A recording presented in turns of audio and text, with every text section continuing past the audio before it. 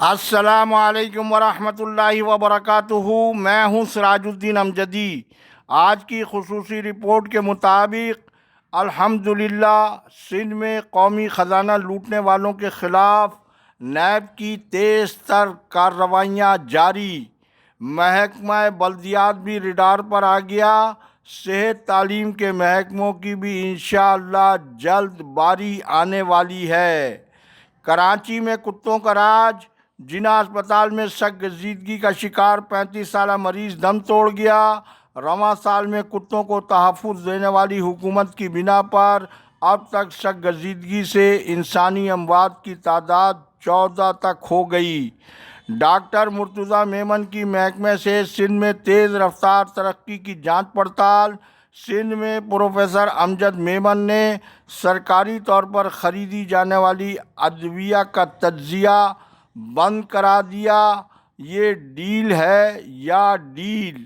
Sindh services اسپتال اور Sindh government اسپتال لیاقت آباد کی آڈٹ رپورٹس کی قسط 2 بھی آج کی خصوصی رپورٹ میں۔ جن ناظرین نے اب تک چینل کو لائک اور سبسکرائب نہیں کیا ہے وہ صحت اور صحت سے جڑی خبروں اور حقائق پر مبنی سرگرمیوں سے باخبر رہنے کے لیے پہلے چینل کو سبسکرائب ضرور فرما لیں۔ جن دوستوں نے چینل کو سبسکرائب کر لیا ان کا تہ دل سے شکریہ۔ ویڈیو اچھی لگے تو لائک، کمنٹس اور سبسکرائب کے علاوہ شیئر بھی ضرور کر دیں۔ ناظرین کرام، ہمارے بیورو چیف غلام محمد میمن کی مزید تازہ ترین رپورٹ کے مطابق محکمہ سے سندھ میں جعلی اور غیر قانونی ترقی حاصل کرنے والوں میں ڈاکٹر غلام مرتضیٰ میمن وہ جعلساز افسر ہیں جو ماضی میں خلاف قانون ترقی کی بنیاد پر D G health office Hyderabad میں ایڈیشنل ڈائریکٹر کا عہدہ بھی انجوائے کر چکے ہیں۔ جبکہ محکمہ سے سندھ کے ریکارڈ کے مطابق ڈاکٹر غلام مرتضیٰ میمن 13 ستمبر 2014 میں بے نظیر یوتھ سپورٹ پروگرام میں ایڈ-ہاک ملازم کے طور پر بھرتی ہوئے اور 2018 میں سابق وزیر اعلیٰ سید قائم علی شاہ کی ایک سمری پر ان تمام ملازمین کو ریگولر کیا گیا۔ اور حیرت انگیز طور پر ڈاکٹر غلام مرتضیٰ میمن نے سیکریٹریٹ کے نامور قانون شکن توہین عدالت کے مرتکب ڈاکٹر سکندر علی میمن کی مبینہ ملی بھگت سے گریڈ 18 میں 2 سال بعد اور 2020 میں ہی ترقی پا لی، جبکہ 2023 میں یہ گریڈ 19 میں ترقی پا کر چلے گئے۔ جبکہ قانون کے مطابق 18 گریڈ سے 19 گریڈ میں ترقی کے لیے 11 سال کی سروس لازمی ہے۔ گزٹ نوٹیفیکیشن کا عکس LDN کی اسکرین پر ملاحظہ فرمائیں۔ عکس آپ نے ملاحظہ فرمایا۔ محکمہ صحت کے ارباب اختیار کو صحت مافیا کی اس جعلسازی کا نہ صرف نوٹس لینا چاہیے بلکہ خلاف قانون خزانہ سے لی گئی تنخواہوں کی ریکوری اور گریڈ 18 میں ان کو ریورٹ کرنے کو بھی یقینی بنایا جائے، کیونکہ یہ قانون کی نہیں سسٹم کی وہ حکمرانی ہے جس نے قومی معیشت کے آج بقیے ادھیڑ کر رکھ دیے ہیں۔ جبکہ سپریم کورٹ یا آئینی بینچ کے حالیہ فیصلے کے مطابق ہر کیڈر اور کیٹیگری کی سینیارٹی لسٹ محکمے کی ویب سائٹ کے اوپر لازمی موجود ہونی چاہیے، لیکن محکمہ صحت کی ویب سائٹ پر اعلیٰ عدلیہ کے حکم پر تاحال عمل نہیں ہو رہا ہے۔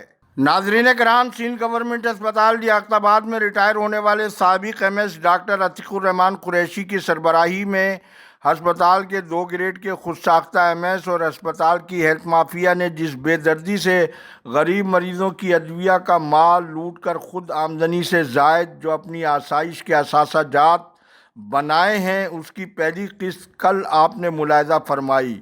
دوسری قسط سے پہلے ڈی جی آڈٹ کی سنگین اعتراض کی رپورٹ کا عکس دوبارہ آپ ہماری اسکرین پر ملاحظہ فرمائیں۔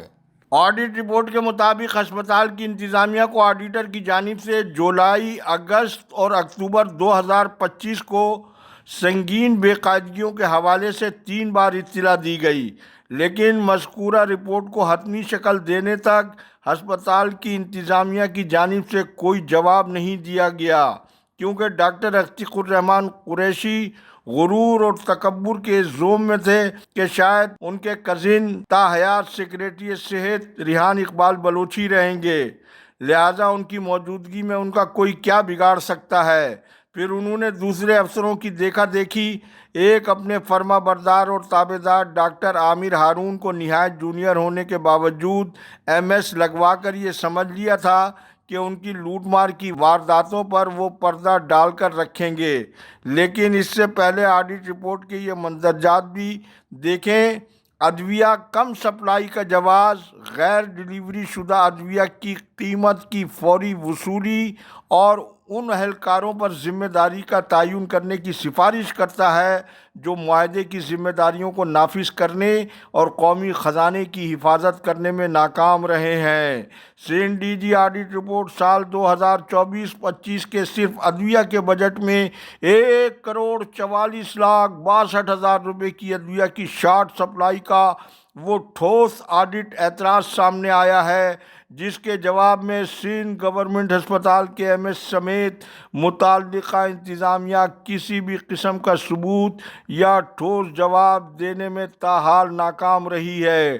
سرکاری دوا کی شارٹ سپلائی سنگین جرم اور اس کی براہ راست ذمہ داری اسٹور کیپر پر عائد ہوتی ہے جو بدقسمتی سے مذکورہ اسپتال میں سپریم کورٹ کے فیصلے کے برعکس مریضوں کو کھانا کھلانے کے بجائے کیڈر چینج اسٹور کیپر خلاف قانون حکم پر مذکورہ ہسپتال کا وہ ملازم ہے جسے خود اسٹور کیپری کی ابجد کا بھی پتہ نہیں، جس نے اسٹور کیپر کی انجام دہی کے لیے فزیکل الٹرا ساؤنڈ ٹیکنیشین نعیم اور ڈسپنسر فہیم کو اسٹور چلانے کی ذمہ داریاں سونپ رکھی ہیں، جنہیں اس کام کے ماہانہ کیڈر چینج اسٹور کیپر کی جانب سے وہ اپنی جیب سے الگ تنخواہ لوٹ کے مال میں سے ادا کرتے ہیں۔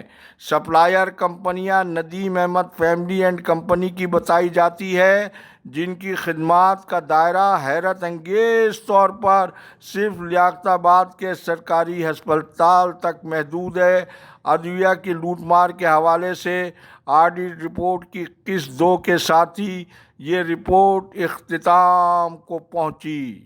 ناظرین کرام، سندھ سروسز ہسپتال کراچی میں ڈی جی آڈٹ کی رپورٹ کی پہلی قسط میں علاج معالجے کے ڈوبتے نظام کو آپ نے ملاحظہ فرمایا تھا۔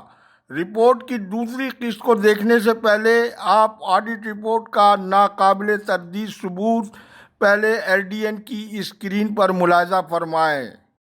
رپورٹ کا عکس آپ نے ملاحظہ فرمایا۔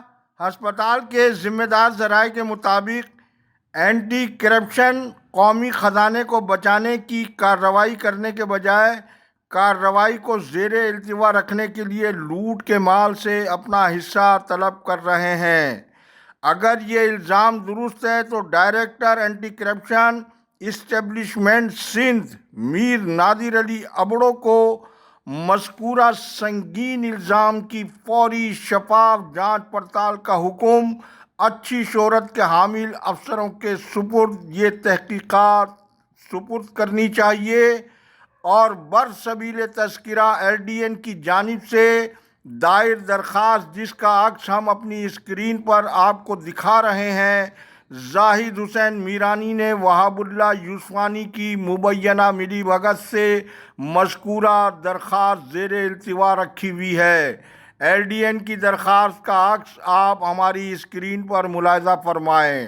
جبکہ آڈٹ کی پہلی قسط کے اختتامی جملوں کے مطابق یہ حالات اجتماعی طور پر ہسپتال کی بد انتظامی اور ناکامیوں کی جانب اشارہ کرتے ہیں۔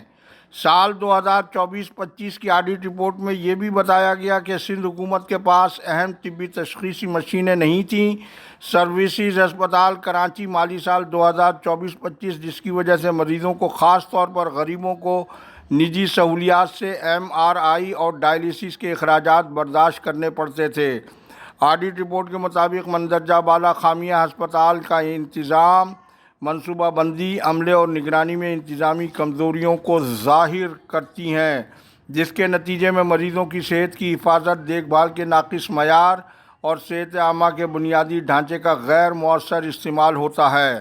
اس طرح کے حالات نہ صرف عوامی اعتماد کو مجروح کرتے ہیں بلکہ اس مقصد کو بھی نقصان پہنچاتے ہیں جس کے لیے صحت کے شعبے کے لیے خاطر خواہ حکومت عوامی فنڈز مختص کرتی ہے۔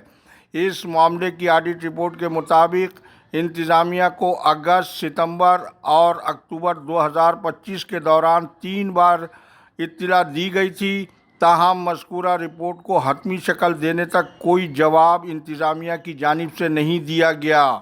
ڈی جی آڈٹ سندھ کے سنگین اعتراض کے بعد یہ سوال تو اٹھتا ہے کہ دال کالی تھی یا دال کی پوری دیگ کالی تھی، جس کا مطلب صاف اور واضح یہ ہے کہ مذکورہ سنگین قانون شکنی میں ریٹائر ہو کر جانے والے ایم ایس ڈاکٹر غلام حسین بروہی اور ڈیفیکٹو ایم ایس وہاب اللہ یوسفانی کی یہ مبینہ ملی بھگت سے سرکاری اسپتال کو تباہ و برباد کرنے کی کھلی چٹ کیا وزارت صحت سندھ اور محکمہ صحت سندھ کے ہٹائے جانے والے سیکریٹری صحت ریحان اقبال بلوچ نے دے رکھی تھی؟